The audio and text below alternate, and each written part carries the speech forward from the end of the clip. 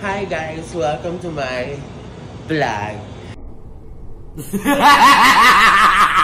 It's June 5, Thursday. So, mag-release tayo today. Unahin natin yung mga lapida. Come on!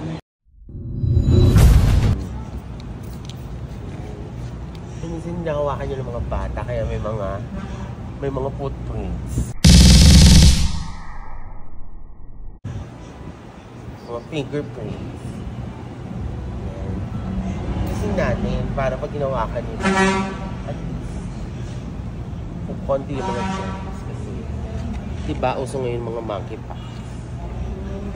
Saan? Miss Nava pa. Pinasok ko lang. Bawal kang maano ng mga germs, mga bacteria. Pero bacteria po. Ay, dumi na lang.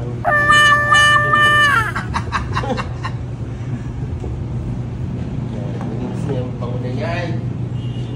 Yung bango na pa.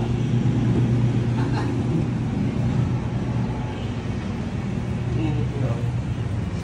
Sunod natin ito. Yan.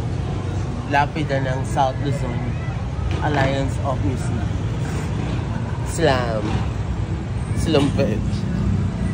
Yan. Ito naman, lapida ni Giovanni Plutano. Historic Alberto Manch. Diba siya lang yung lapida? Yan. Ano pang bet ng linisin? Balik tayo dito sa loob.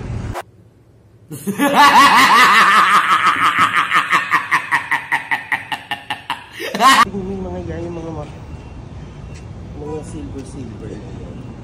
Ilang linggo ko nang winawalis yan, hindi pa rin natatanggal. Punyeta. Haloka. Bisita, mga bata nagsushoot. Dito sila stay. Ito yung holding area nila. Ito nila ilalagay yung mga gamit nila. At itong mga table na to ay nililinis din natin. Kasi minsan may maraming alikabok, minsan may mga tae ng pusa. Pag may tae ng pusa, okay lang naman kasi kinakain namin yun. Yun.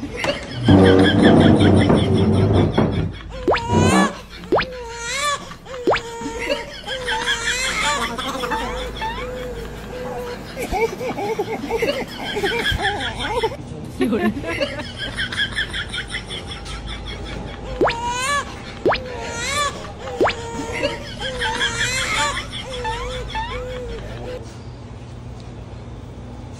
Sa kabilang side, ang dahil ko po.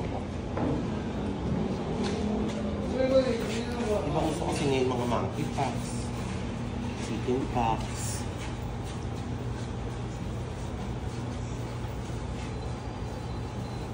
Para at least no, pagdating ng mga estudyante, malinis. Tapos, dudumihan nila ulit.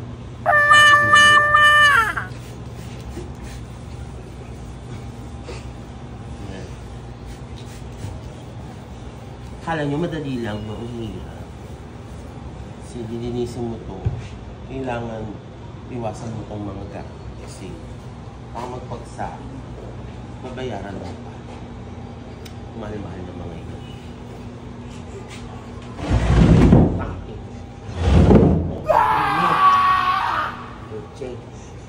Ang ina mo. Ina mo.